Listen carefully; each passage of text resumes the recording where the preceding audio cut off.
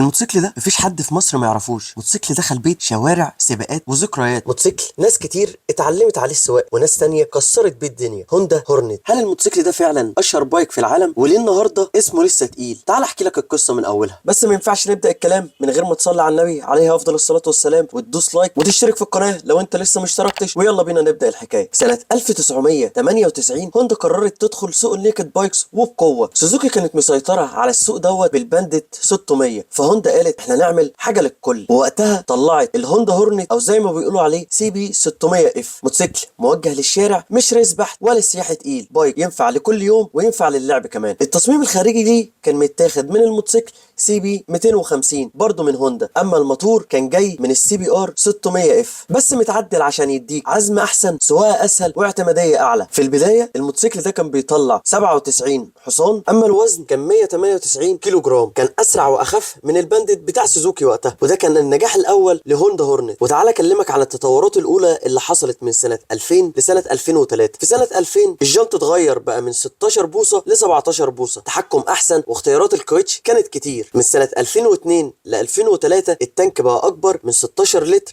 ل 17 لتر، كمان نظام التعليق بقى احسن، وكمان عملوا الكشاف الدائري المزدوج الايقوني اللي لما تشوفه من بعيد تقول ايوه دي هوندا هورنت، وتعرف تفرقها عن باقي الموديلات. الهوندا بقى اخف، اسرع واسهل، والسعر مناسب وبينافس في السوق وبقوه. من الاخر الهورنت كان الصفقه الكامله، فعلا كان قيمه مقابل سعر. بعد النجاح المجنون للهورنت 600 هوندا قالت طب ليه نفضل على ال 600 بس؟ وفي 2002 قالوا تعالوا نجرب تجربه جديده، وظهر الوحش الجديد هوندا هورنت 900، واللي اتعرف بعد كده باسم هورنت 919. الفكره منه ان هوندا عملت ميكس ذكي جدا، شكل وسهوله الهورنت وقوه موتور السوبر سبورت. الموتور كان جاي من السي بي ار 900 ار ار فاير بليد، بس طبعا متعدل عشان الشارع مش عشان الحلبة. المواصفات الاساسيه بتاعته كانت 919 سي سي، 4 سلندر و110 حصان، عزم قوي وسلس، وتسارع يخليك تحس انك راكب سوبر سبورت حقيقي. البايك ده كان بيعمل 11 ثانيه في ربع ميل، والتوب سبيد بتاعته كانت تقريبا 240 كيلو متر في الساعه، وده رقم محترم جدا لنيكد بايك في الوقت ده. على ارض الواقع هورنت 919 قوي ثابت، ينفع مشاوير طويله، ينفع لعب في الطريق، لكن رغم كل ده ما وصلش لشعبيه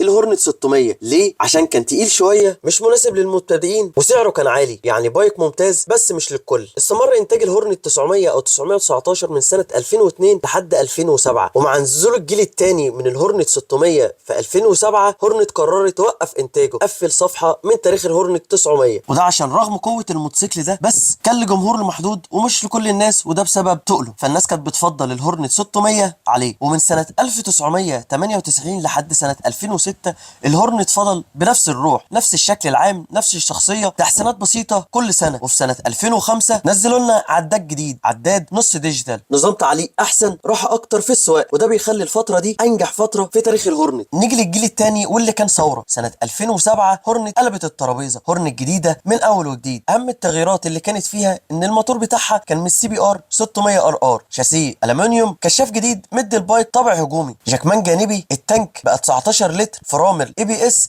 عداد نص ديجيتال. الارقام الاساسيه للموتوسيكل دوت بيطلع 101 حصان، والعزم بتاعه كان 65 نيوتن متر. التوب سبيد وصل ل 250 كيلو متر في الساعه. ورغم ان الارقام مش فرق ضخم، بس على الارض الفرق كان كبير جدا، تحكم، ثبات، احساس. البايك ده سلاح على الطريق. وابو الصحاب انا كنت عامل ريفيو على الموتوسيكل ده، ادخل شوفه، متاكد ان هو هيعجبك. الهورنت مش احسن بايك سفر، بس احسن بايك تتمتع بيه، مشاوير يوميه، ويك اند، طرق متكسره، موتوسيكل تحس ان هو كده صاحبك الجدع، وده سر حب الناس ليه. 2014 كانت نهايه جيل وبدايه عصر جديد. للاسف هوندا وقفت انتاج الهورنت 600 واستبدلته بالسي بي 650 اف، وبعدها هورنت سي بي 750. وانا ابو الصحاب برضه هعمل لك ريفيو عن الموتوسيكل ده. وكمان نزلوا هورنت سي بي 1000. بس الهورنت الايقوني اللي كلنا نعرفه هو بتاع 1998 لحد 2014. الهورنت مش مجرد موتوسيكل، ده جزء تاريخ. غالبا حد من عيلتك ركب هورنت، صاحبك، قريبك، وانت نفسك ممكن تكون جربت ركوبه الهورنت، وده يشرح ليه الهورنت واحد من اشهر وانجح الموتوسيكلات في العالم. لو حابب الهورنت فانت فاهم متعته اكيد، ولو لسه يبقى لازم تجربه.